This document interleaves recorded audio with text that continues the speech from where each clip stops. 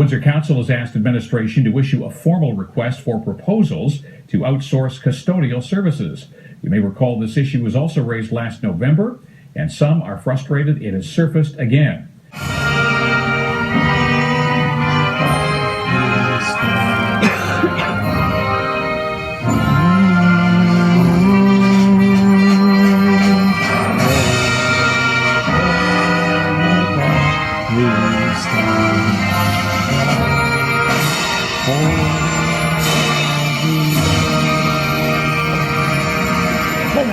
The report states part-time employees are not guaranteed certain number of hours and do not need to be paid. Let's scrap this, put it in the shredder, and move forward. It's people first, then money. This report appears to be backhanded and shadowy. Just consistently, we're hearing about downsizing. If you just look at the decision at the hospital, just last, I think it was just a couple weeks ago, where 166 employees were being let go. Dollar sign aspect plays a part, absolutely, without a doubt. You know, I run my household on a very tight budget as well, but I'm here for the good of the city and to make the city stronger and healthier. And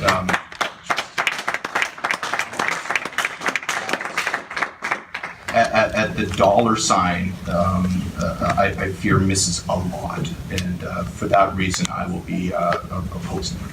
The benchmarks are clearly polar opposites.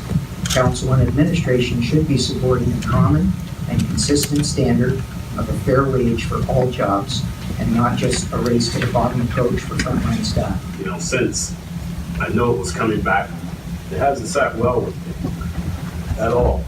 You know, it's one of those, it's something to me that I'm young on council.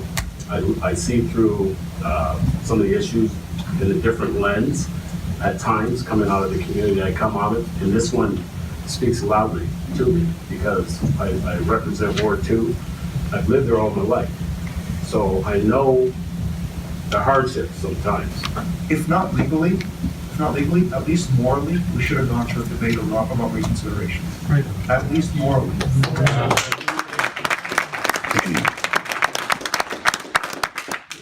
On one hand, you work with Adam Basie and Pathways Potential to help citizens become economically stable. On the other hand, you're adding to this very problem you're trying to solve. Now, on the issue of attrition, I read the paper, maybe it was misquoted, attrition being more humane. 100 good jobs lost is 100 good jobs lost. Any way you process it, it's bad for our city. Bill Irvin has been a city caretaker for the past 2 years. Even though he's considered part-time, he says he works 40-hour weeks.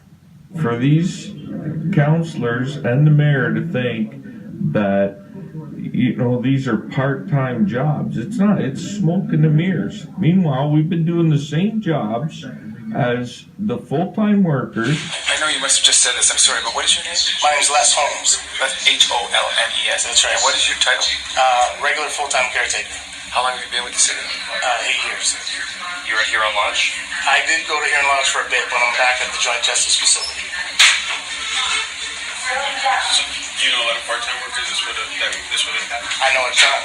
Actually, the letters that I wrote to the council members had a great deal to do with the part-timers because there's part-timers I know that works 32 to 42 hours for years.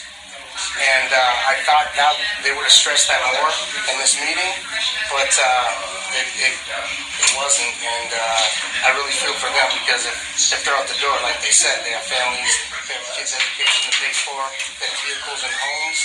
It's just it seems to be a sad day for them. How many people are in that position? 51. So there's roughly 49 full-time and 51 part-time. Correct. Okay. Thank you very much. No problem. Have a nice day, John.